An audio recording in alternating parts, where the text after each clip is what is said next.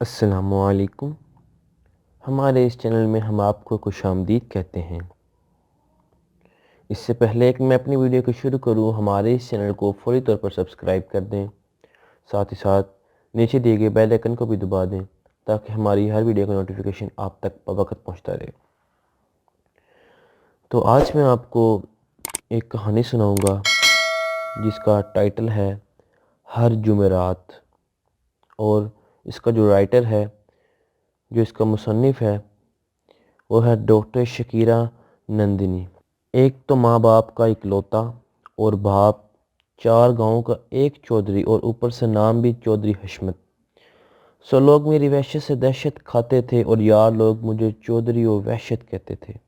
بچپن سے ہی میرا دماغ تیل کی ابلتی ہوئی کڑاہی تھا جو 24 گھنٹے جلتے چولہے پر دہرا رہتا، میرے غصے میں میری ناک پر نہیں، میری زبان اور میری ہاتھ پر دوہرا رہتا تھا۔ یار لوگ کہتے تھے باقی دنیا گالیاں دیتی ہے، چودھری وحشت گالیاں ایجاد کرتا ہے۔ گھر کے کامے اور گاؤں کے کمی کمین میرے ہاتھوں اور جوتوں کے نیچے ہی رہتے تھے۔ میں مارتا تھا کہ میں چودھری حشمت تھا، وہ مار کھاتے تھے کہ وہ بھوکے تھے۔ رشتے میرے لیے بے وقت تھے کیونکہ میرے پاس طاقت تھی، دولت تھی، اور دولت سے سب خریدا جا سکتا ہے۔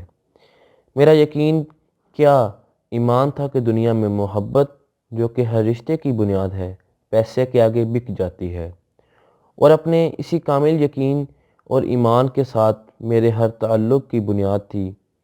سو سبھی رشتہ دار، یار دوست، تعلق دار میرا دم بھرتے تھے۔ میں ان پر پیسے لٹاتا، وہ مجھ پر جان لٹاتے تھے۔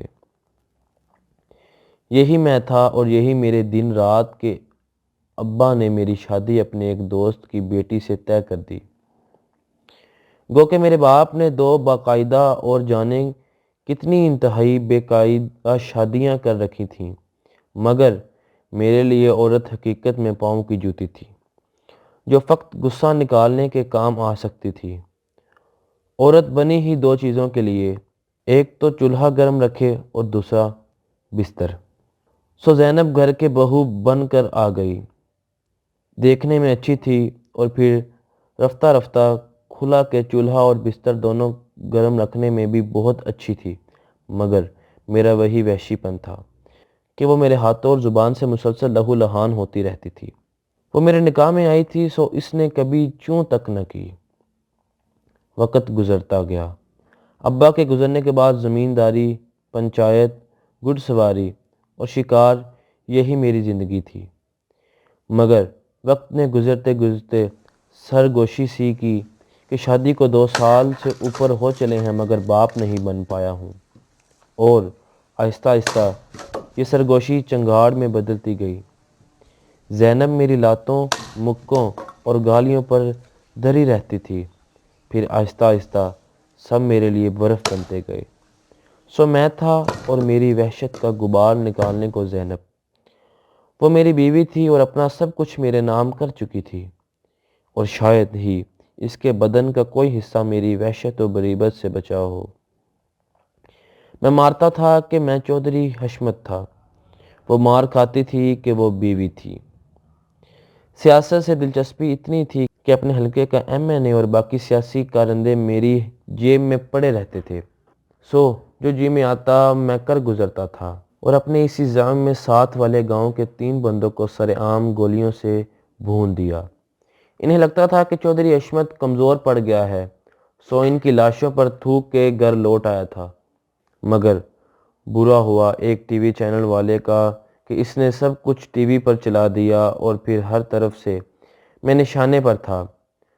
سب کو جوتی کی نوک پر رکھنے والا آج خود نشانے پر تھا، تو وحشی بھیڑیے کی طرح بے قابو ہو رہا تھا۔ وہ سب MNA MPA جو میری جیب میں پڑے رہتے تھے، کھوٹے سکے نکلے۔ دیت کے ذریعے معاملہ سلجھانے کی کوشش کی تو پتہ چلا کہ وہ خاندان کے 3 ہی بندے تھے، باپ اور 2 بیٹے، جنہیں قتل کر آیا ہوں۔ سو معافی تلافی کا راستہ بھی بند نکلا اور میں عمر قید کی سزا پا کے جیل کی کوٹری میں آ پہنچا۔ مجھے 6.5 سال ہو چلے ہیں اس جیل میں، اور میرے سبھی رشتہ دار، یار لوگ، جنہیں میں نے اپنے اس کامل ایمان کے ساتھ کہ پیسہ ہی اصل تعلق ہے اپنا بنایا تھا، پچھلے 6.5 سال سے ایک بھی بار مجھ سے ملنے نہیں آئے تھے۔ ابھی منظور سپاہی نے کہا کہ میری ملاقات آئی ہے۔ آج جمعرات ہے اور پچھلے 6.5 سال سے زینب ہر ایک جمعرات کو کھانا اور نئے دھلے استری ہوئے کپڑے لے کر آتی ہے۔ تو معزز سامعین، ایسی مزید کہانیاں سننے کے لیے ہمارے اس چینل کو فوری طور پر سبسکرائب کر دیں، ساتھ ہی ساتھ نیچے دیے گئے بیل آئیکن کو بھی دبا دیں تاکہ ہماری ہر ویڈیو کو اپڈیٹ آپ تک پہنچتا رہے۔ بہت شکریہ۔